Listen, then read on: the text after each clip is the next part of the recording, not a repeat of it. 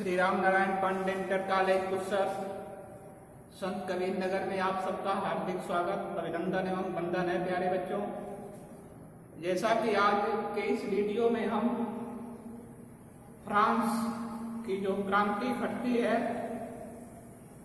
उसमें कौन कौन सी क्या घटनाएं घट जाती हैं उसे आज हम इस वीडियो के माध्यम से आप लोगों को बताने की कोशिश करेंगे। क्लास 9 सामाजिक विज्ञान पार्ट 1 से संबंधित है, इतिहास से संबंधित है।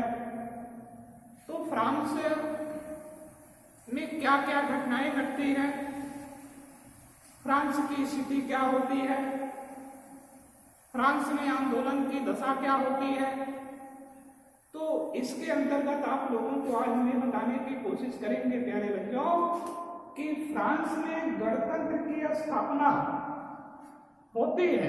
ये बिल्कुल सत्य है, लेकिन जिस समय वहां नेशनल असेंबली का गठन किया गया तो अगल बगल के जो देश थे, जैसे प्रसा हो गया, ऑस्ट्रिया हो गया, सर्बिया हो गया, पोलैंड हो गया, तो ऐसी स्थिति में फ्रांस में उथल पथल मच रहा था। फ्रांस की पृष्ठभूमि सही थी नहीं, कब बारूद का ढेर फट जाए, वहां की जनता बारूद के ढेर पर बैठी हुई थी। राजनीतिक दलों के द्वारा, जैसे गिरोंगिस्ट और जैकोबिन्स पार्टियों के द्वारा नए नए रणनीति बनाए जा रहे थे। इस नए रणनीतियों के अंतर्गत पड़ोसी देशों को भय लगने लगा। ऐसी स्थिति में होता क्या है प्यारे बच्चों, 1792 ईस्वी में जो फ्रांस की नवगठित नेशनल असेंबली होती है, 1792 ईस्वी में फ्रांस की नवगठित नवनिर्वाचित जो नेशनल असेंबली होती है वह प्रसा और ऑस्ट्रिया के विरुद्ध युद्ध की घोषणा कर देती है। और युद्ध की घोषणा के बाद हजारों लोग फ्रांस के भी मारे जाते हैं और प्रसा ऑस्ट्रिया के भी लोग मारे जाते हैं। ऐसी स्थिति में होता क्या है, मुख्यतः फ्रांस की जनता अपने राष्ट्र के प्रति कुछ ज्यादा उद्वेलित हो जाती है, अपने राष्ट्र के प्रति कुछ ज्यादा भावुक हो जाती है। तो उस भावुकता के अंतर्गत वहां स्वयं सेवकों का गठन किया जाता है। वहां के नागरिक अपने राष्ट्र के प्रति, अपने देश के प्रति एक नए जोश के साथ आगे बढ़ते हैं। तो उसी समय एक घटना घटती है मेरे प्यारे बच्चों, रूज दे लिस्ले। रूज दे लिस्ले वहां का एक कवि होता है, एक विद्वान होता है, और उस विद्वान में हजारों लोग मारे गए। राष्ट्र के प्रति मर जाओ, राष्ट्र के प्रति जज्बाती बन जाओ, राष्ट्र के लिए किसी भी हद तक चले जाओ, अपने राष्ट्र के नौनिहालों को, राष्ट्र के लोगों को संबोधित करता है। और एक गीत के माध्यम से, जिस गीत को मार्शले गीत के नाम से जाना जाता है, यही गीत आगे चल करके जो है फ्रांस का राष्ट्रीय गान होता है। जिस गीत को जो है फ्रांस का राइटर, लेखक रूज दे लिस्ले लिखता है, वह देशभक्ति गीत होता है, राष्ट्रभक्ति गीत होता है। और वही गीत आगे चल करके फ्रांस में राष्ट्रगान के नाम से प्रसिद्ध होता है। इस गीत का मार्शले गीत नाम क्यों पड़ा? इसलिए पड़ा प्यारे बच्चों कि यह मार्शले एक स्थान है वहां के स्वयं सेवकों द्वारा पेरिस जाते समय मार्सत्ते जो है नामक स्थान पर वहां के स्वयं सेवकों के द्वारा इसे गाया गया और तब से जो है उसी के नाम पर इस गीत का नाम मार्सले पड़ गया। यानी मार्सले के स्वयं सेवकों के द्वारा गाए जाने के कारण इस गीत का नाम मार्सले गीत पड़ा, जिसे रूज दे लिस्ले नामक कवि ने लिखा। आगे क्या घटना घटती है, फिर वहां जैकोबिन क्लब की स्थापना होती है फ्रांस में। एक जैकोबिन क्लब होता क्या है, जैकोबिन क्लब का नेतृत्व राब्सपियरे जैसा क्रांतिकारी हीरो करता है। भावनाएं तो उसकी सुंदर होती हैं, व्यवस्था तो उसका उत्तम होता है, लेकिन नैतिकता के साथ साथ कुछ अनैतिकता का रास्ता अपना लेता है।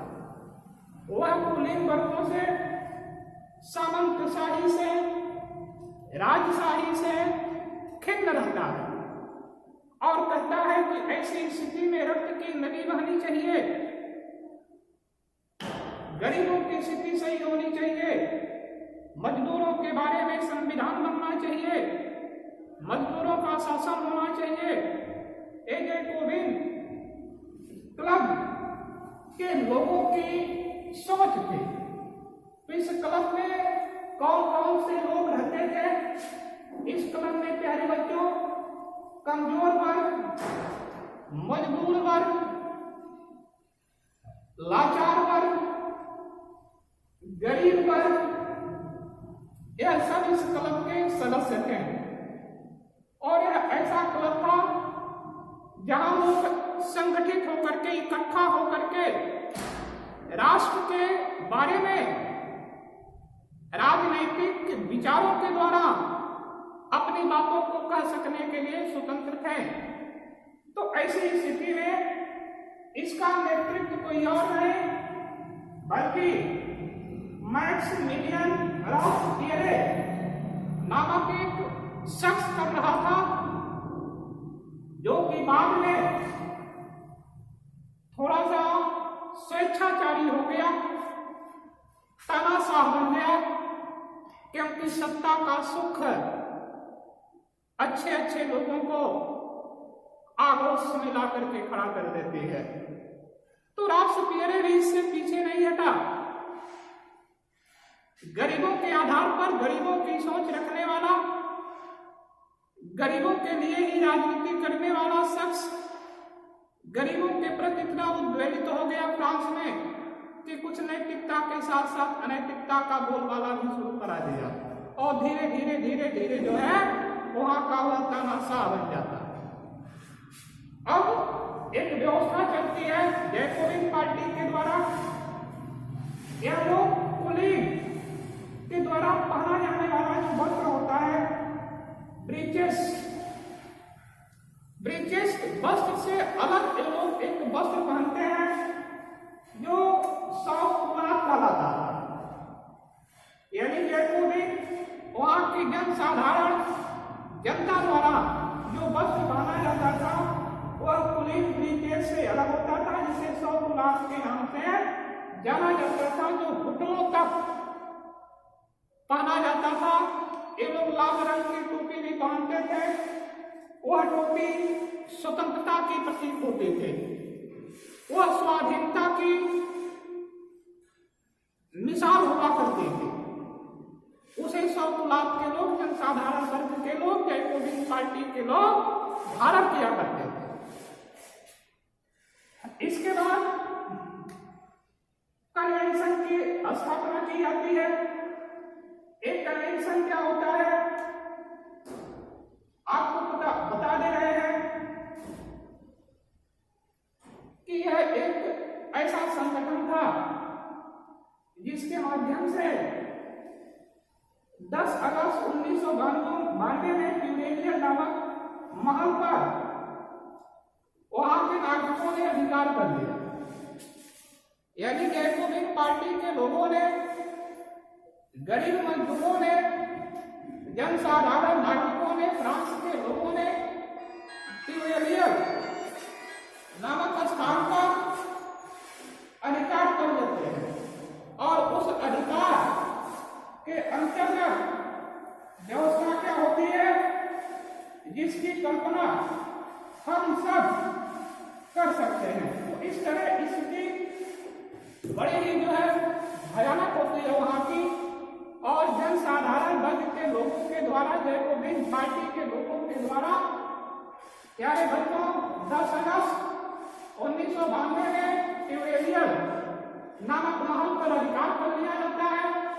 राजा, रानी और राजशाही के अंतर्गत जितने भी लोग होते हैं सबको बंदी बना लिया जाता है, और ये लोग अपनी मांग मनवाते हैं कि फ्रांस में जितने भी लोग हैं सबको मत देने का अधिकार होना चाहिए। हालांकि उसके पहले इस तरह की व्यवस्था नहीं थी, लेकिन कन्वेंशन के माध्यम से 21 वर्ष की जो उम्र पार कर चुका हो, 21 वर्ष में जो प्रवेश कर चुका, यानी 21 वर्ष के उम्र तक के जितने भी लोग वहां थे सबको मत देने का अधिकार मिला। यह घटना घटने के बाद 21 सितंबर 1792 में राजतंत्र वहां का समाप्त होकर के एक नई शासन पद्धति वहां लागू होती है, जिसे हम गणतंत्रात्मक सरकार कहते हैं, यानी वहां लोगों का शासन शुरू हो जाता है, जिसका नेतृत्व वहां के उस संगठन के लोगों के द्वारा किया जाता है। यही नहीं, 21 जनवरी 1793 में सार्वजनिक रूप से लुई 16वें को वहां के न्यायालय ने राष्ट्रद्रोही करार दिया कि राष्ट्र के साथ गद्दारी करने वाला शख्स था। ऐसी स्थिति में जो है उसे सार्वजनिक रूप से प्यारे बच्चों प्लेस डी ला कानकाट नामक एक स्थान है और वहीं पर उसे फांसी दे दी गई। तो इस आधार पर जो है राजतंत्र का हमेशा हमेशा के लिए वहां खात्मा हो जाता है। अब एक अगला पॉइंट हम आपको बताने जा रहे हैं। यह अगला पॉइंट मेरे प्यारे बच्चों आतंकी काल। ये फ्रांस में कुछ दिनों का जो काल होता है, कुछ सालों का जो काल होता है, उसे आतंक का काल कहते हैं, और जिसका हीरो रॉबेस्पियर और दांते होता है। यानी 1793 से 1794 ईस्वी के काल को फ्रांस में आतंक का काल कहते हैं।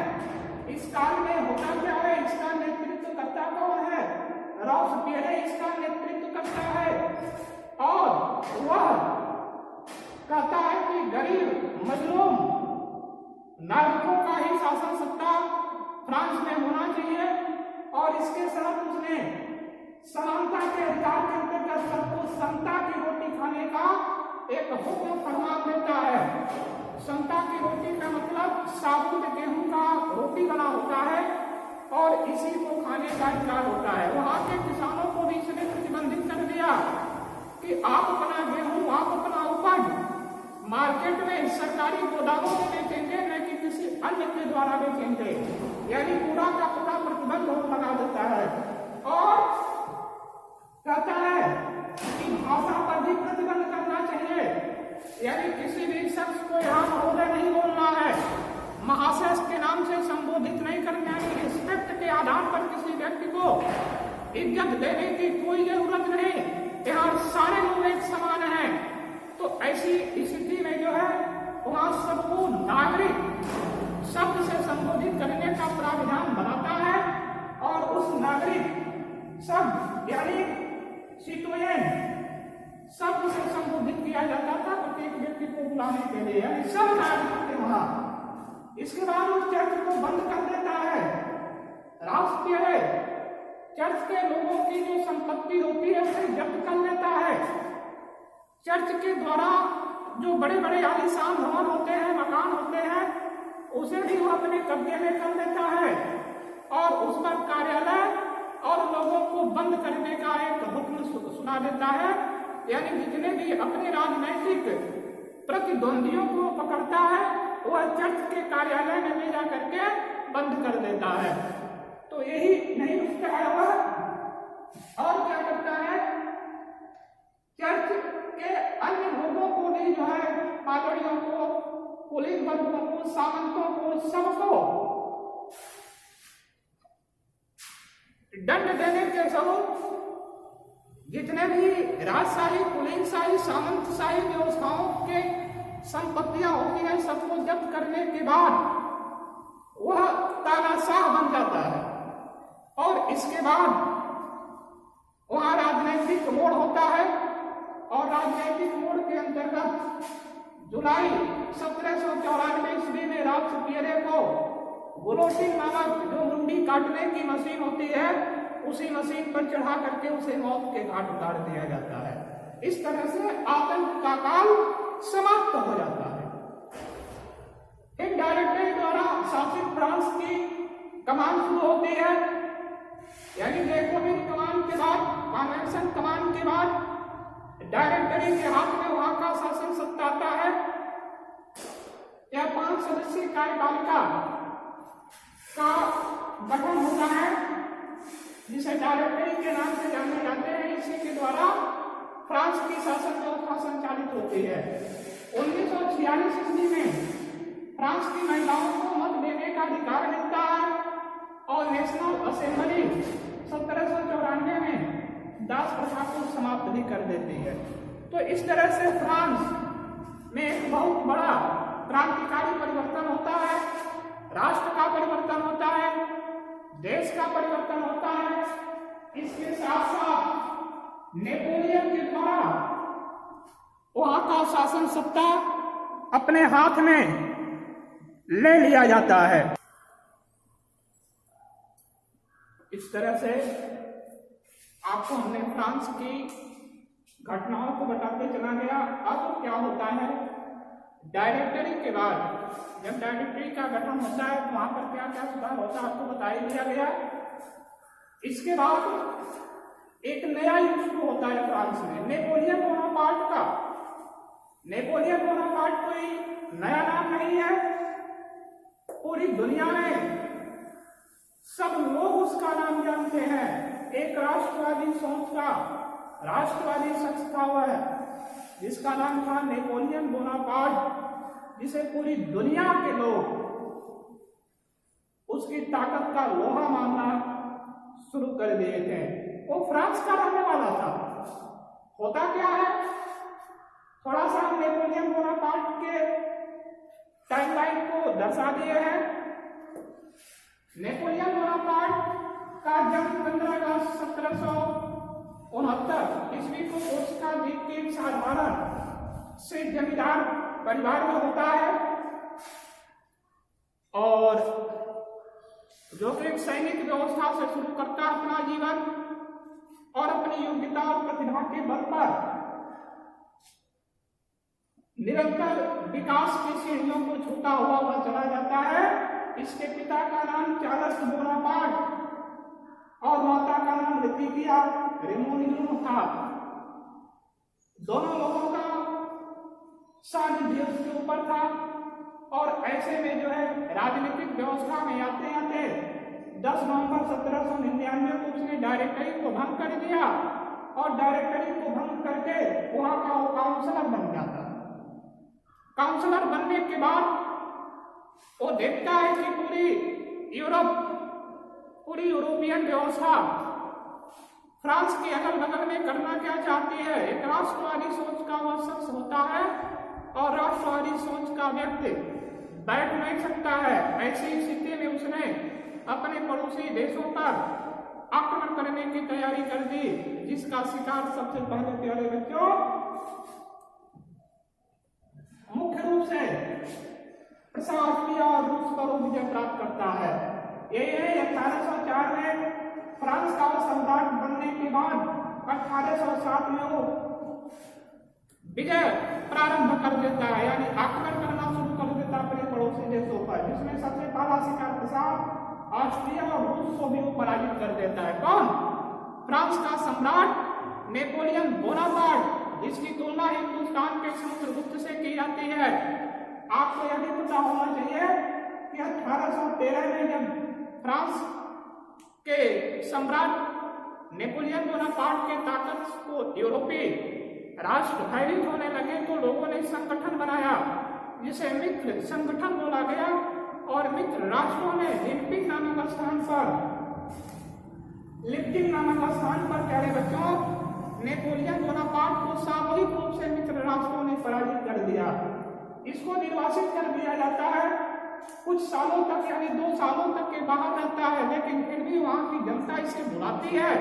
और फिर 18 जून 1815 ईस्वी में वह फ्रांस का दोबारा सत्ता हथियाना शुरू करता है, और ऐसे में जो है इंग्लैंड इत्यादि देश मिल करके वाटरलू नामक स्थान पर सामूहिक रूप से युद्ध प्रणाली की घोषणा कर देते हैं, जहां पर पकड़ा जाता है और हमेशा के लिए इस सेंट हेलेना द्वीप पर निर्वासित कर दिया जाता है, जहां